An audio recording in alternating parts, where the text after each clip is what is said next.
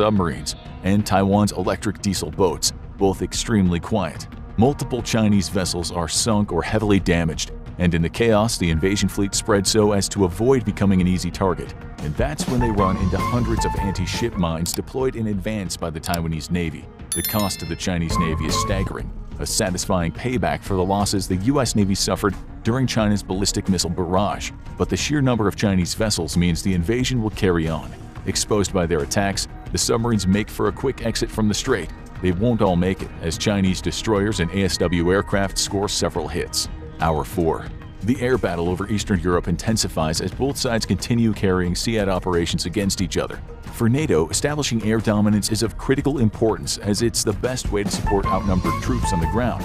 Keeping NATO aircraft off the front is just as important for the Russian military to ensure the success of their ground forces. Without air superiority, the advantage is in the Russians' hands. Knowing that they couldn't guarantee the safety of strike aircraft against NATO's technologically advanced military, Russia has placed a focus on ground fire support platforms over air platforms. Russia's infantry is typically supported by far greater amounts of artillery than a comparable NATO unit, allowing them to bring far greater amounts of firepower to support their advance. In an environment currently lethal to strike aircraft, this gives Russia a sizable advantage at the front. However, this strategy also comes with serious limitations. Russia's forces are unable to exploit openings in the enemy's defenses for fear of outrunning their ground-based fire support and air defenses. As NATO forces reel from the Russian assault and fall back, NATO warplanes patiently wait for any Russian forces foolish enough to advance too quickly for their air defenses to protect. The Ukrainian war highlighted serious command and control issues for the Russian military, and while steps have been taken to correct the problem,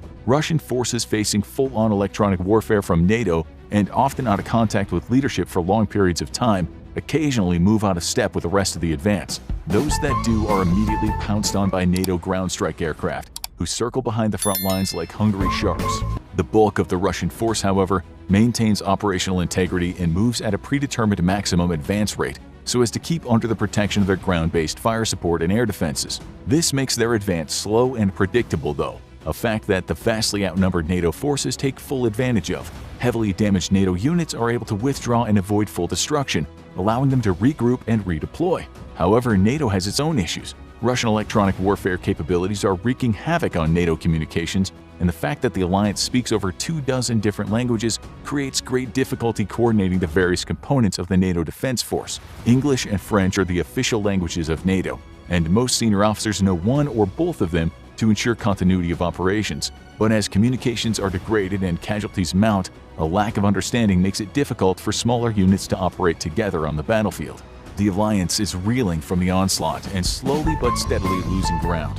In the Pacific, American air power has yet to make an entry into the fight over Taiwan. Runways across South Korea, Japan, and even the Philippines face ongoing strikes from long-range Chinese missiles. The attacks have largely grounded air forces in the region, but they've come at a high cost by galvanizing Japan to join the fight. South Korea maintains neutrality despite attacks on 2 U.S. bases in its country and the death of some South Korean civilians and military personnel in the strikes. They are too preoccupied with the possible North Korean invasion instead. The Philippines remain similarly neutral despite their defense pact with the United States. Wary of joining the U.S. against China, countries all across the South Pacific are delaying their decisions on which side to back, as confidence in a U.S. victory is shaken by the losses incurred by America in the opening hours of the conflict. There is growing doubt that the U.S. will be able to effectively fight off the Chinese assault, as China's Navy and rocket forces keep U.S. forces at bay indefinitely.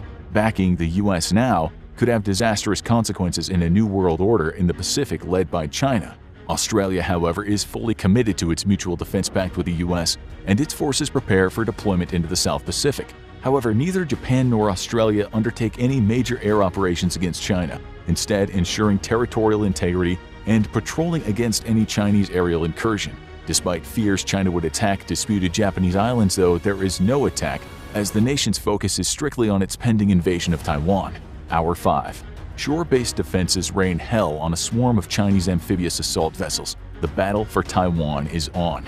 China has decided to hit 3 different beaches simultaneously, 2 in the north and 1 in the south of the island. Because of the difficult undersea geography and suitability of the island's coast, there are only a few beaches where an amphibious assault is possible, and Taiwan has invested billions in their defense. Chinese forces first hit Gold Beach, the code word for a landing site outside of Taoyuan City. Shore-based batteries and mobile artillery open up on the approaching landing craft. Missiles streak into the sky, targeting the amphibious assault ships and their escorts over a dozen miles offshore. Landing craft and amphibious vehicles are being sunk by the dozens before the first finally makes it to the beach. By the time the first Chinese soldier steps foot on the Taiwanese mainland, 600 of his compatriots have already been killed or drowned. He doesn't fare much better, almost immediately getting gunned down by a hidden machine gun nest. A barrage of grenades destroys landing craft and all the men inside it. But there's many more landing craft coming. Gradually, the lead elements of the assault make successful landfall, but as the bulk of the assault force crosses an invisible line, the ocean suddenly erupts in flames. Hidden along the seafloor are long pipes through which the defenders pump raw oil. The oil floats to the surface before being set on fire, creating a raging inferno that floats along the top of the waves. The heat kills dozens of Chinese soldiers, even from inside the protection of their landing crafts. Large fan-powered landing ships carrying armored vehicles catch on fire and begin to sink as their rubber skirts deflate. The losses are horrendous, but still the assault keeps coming. Overhead, Chinese strike aircraft do what they can to neutralize the island's defenders, wiping out artillery positions with precision-guided weapons. However, many of these planes don't survive their attack run, blown out of the sky by Taiwan's robust air defenses. But the Chinese military has more planes than Taiwan has air defenses, and inevitably air defense sites are destroyed one by one through a combination of missile strikes and bombing runs. Taiwan's best defenses are its mobile defenses, self-propelled artillery, and short-range air defense batteries. These prove difficult to track and pin down and are a deadly threat to scout aircraft trying to sniff them out. Taiwan's own air force rises to the occasion, but it's hopelessly outnumbered. Regardless, the island's defenders continue to put aircraft into the sky, operating from highways as most airfields in the country have now been damaged or effectively shut down. A half hour after the assault on Gold Beach begins, the Chinese open a second front directly north of Taipei. This assault meets with equally intense resistance, and huge Type 72 landing ships with bellies full of tanks and infantry fighting vehicles race to the beach. The second assault forces Taiwan to split its reserves as it rushes to ensure the Chinese can't gain a foothold, but Chinese airstrikes are making it difficult to quickly move troops around. A volley of missiles fly out from the beach and smash into the lead Type 72, causing massive damage to the ship and sinking it. The wrecked ship, heavily laden with troops and equipment, sinks quickly in the shallow water, and a second landing ship runs straight into the wreck, tearing its hull open. It too will sink in less than a minute, creating an artificial barrier for the ships. Regardless, though, more ships continue the assault and, despite the withering fire, manage to make it to the beach. Ramps at their front open and the Chinese tanks and IFVs begin to pour out, to immediately be met by a flurry of American-made Javelin anti-tank missiles. Reactive armor on the Chinese tanks tries to deflect the incoming warheads, but are largely unsuccessful against many of the most sophisticated tank-killing weapons in the world. And the US has provided thousands to Taiwan in anticipation of this invasion.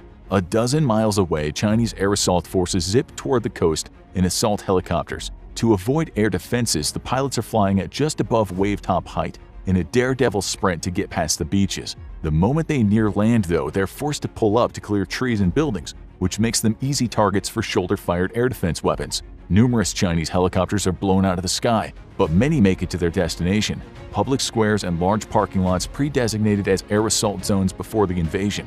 Chinese troops rush to secure defensive positions and coordinate. Their job is to seize key infrastructure across the invasion front and put pressure on the defenders' flanks. Taiwan counters with its mobile reserves, specifically kept out of fighting for just this reason. At several landing sites, Chinese troops are slaughtered as they're quickly overwhelmed, but the Chinese air assault manages to hold on to a few of its landing zones. The surviving assault helicopter fleet is already well on its way to the mainland and amphibious assault ships offshore to pick up more reinforcements. Taiwan holds the beaches, but under intense air attack, they'll be unable to fend off the Chinese troops for long.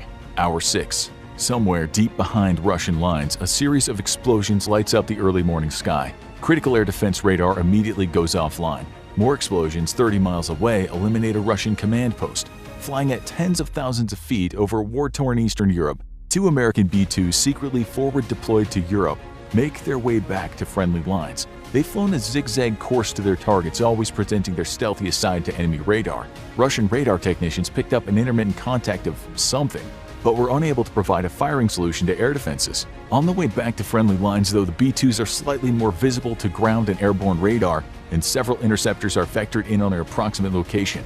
As they near the B-2s, their radar struggle to get a weapons-quality lock, as the B-2s take evasive action and defeat enemy radar by angling away from it. Still, it's only a matter of time before Russian MiGs have sniffed out the general location of the bombers and closed in enough that no amount of stealth technology can prevent a good lock. Suddenly, the lead MiG picks up a missile lock warning. Instinctively, he dives his plane, picking up speed and hoping to confuse the incoming missile with ground clutter. There's more warnings across the fleet of incoming interceptors as the MiGs attempt to scramble.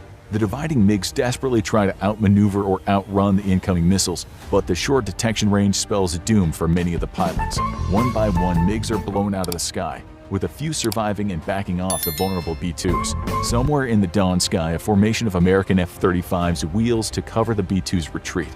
They're some of the few operational F-35s NATO has in service, and though deadly to Russian air defenses, are too few in number to significantly alter the air war. The B-2s must also be used judiciously, as they too are few in number to significantly damage Russia's